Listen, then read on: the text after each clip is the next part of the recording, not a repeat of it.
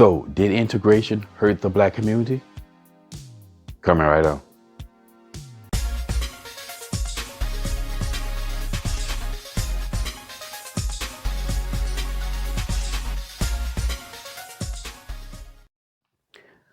What's up, y'all? Welcome back to Common Sense, Logic, and Reason. And as always, I want to say thank y'all for joining me today. So, it is widely believed by a lot of black people that integration actually hurt the black community.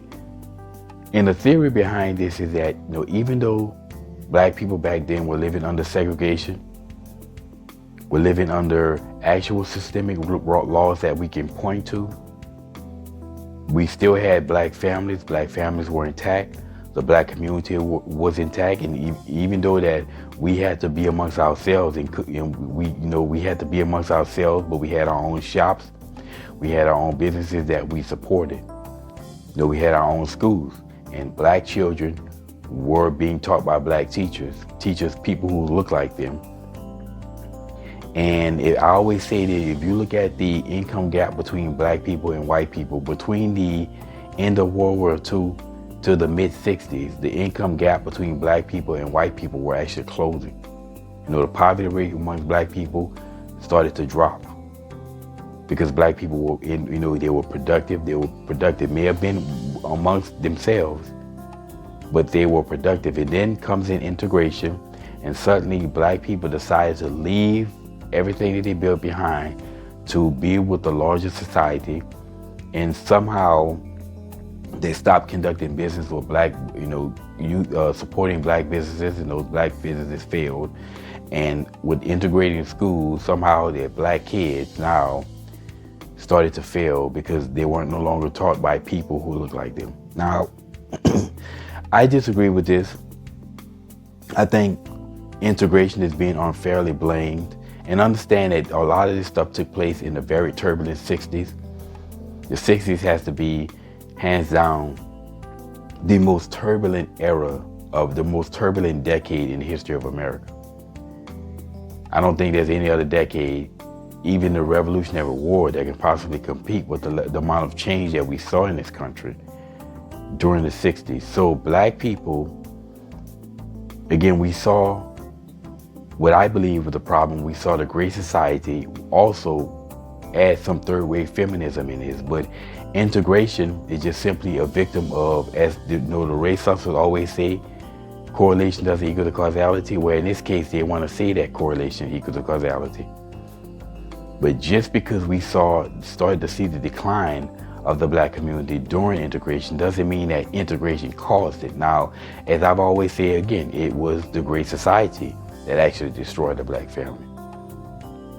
It was a Great Society in which women now were given, they had the ability, because shame was removed as a result of third-wave feminism.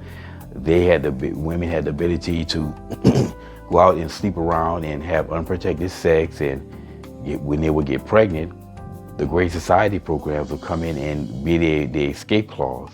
And we started to see this grow in the black community and just get worse and worse and worse until basically in the early 80s, we saw that the out-of-wedlock birth rates amongst black people reached 50%, which took a whole 20 years. So again, it wasn't integration that really hurt black people. It was a Great Society. You can't tell me that black people were conducting all these business amongst ourselves and suddenly they just left the black community. In order to say that, we have to see evidence that all the businesses in these communities just collapsed, like within 2 or 3 years of integration, because black people left. But I don't think that really happened. It was really the destruction of the deterioration of the black community because of the impacts of the Great Society that caused the out-of-wedlock birth rates and the rates of single-parent households to start to go up. You can't tell me that children were able to be taught with black teachers, but they couldn't be taught the same subject by white people, white teachers. That's ridiculous. And you can say that maybe a lot of the teachers had the same attitudes with kids being bussed in, and perhaps maybe those kids black children were being bullied by white kids, but we would have to interview the children who were bussed. But I just find it hard to believe that as black people, We can act like civilized human beings amongst ourselves, but suddenly get around white people and we just lose our minds. No, the problem with the black community was not integration. Integration didn't hurt the black community. It was the Great Society and the ghetto mentality that developed because of the Great Society policies. And that same ghetto mentality is just so present among black people today. And that right there is the number one problem facing black people in America today. Is the ghetto mentality. And the mentality that basically a mentality that destroys, a mentality that won't build or produce anything. And we can look in the hoods, in the urban cities, and we see the repercussions of the Great Society and that mentality. So integration wasn't the problem. It never was the problem. The problem was the bad mentalities that we developed out of the Great Society that was fostered in single-parent homes that started to grow when women had an escape clause for a promiscuous lifestyle in which shame was eroded because of third-wave feminism. And this is where the problem, again, it all falls back to the same thing, the Great Society.